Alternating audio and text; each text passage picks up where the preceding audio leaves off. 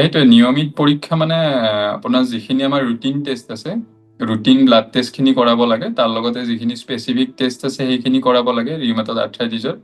আৰু যদিহে কোনো ব্যক্তিৰ বহুত দিনৰ পৰা ৰিউমেটইড আৰ্থ্ৰাইটিছ হৈ আছে, তেওঁৰ যিবোৰ ফ'ল' আপ থাকে, চেকআপ যিবোৰ থাকে 2 মাহ 3 মাহ তেনেকে যিবোৰ চেকআপ থাকে, সেইবোৰতো আমি ৰুটিন টেষ্টখিনি কৰি থাকোঁ।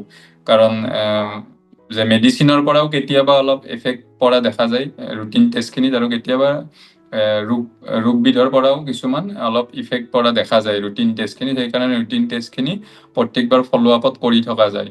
আৰু যদিহে কোনো ব্যক্তিৰ যে সেই যিখিনি প্ৰাৰম্ভিক মেডিচিন ফাৰ্ষ্ট লাইন সেইখিনিয়ে যদি কাম নকৰে, তেতিয়া যেনেকৈ মই ক'লোঁ যে ইনজেকশ্যন দিব লগা হয় বা বেলেগ কিছুমান মেডিচিন আছে, যদি সেইবোৰ ষ্টাৰ্ট কৰিব লগা হয়, তেতিয়া অন্য কিছুমান টেষ্ট আছে ভাইৰেল মাৰ্কাৰ বা এক্সৰে বা সেইবোৰ কৰি ল'ব লগা হয় সেই মেডিচিনখিনি দিয়াৰ আগত।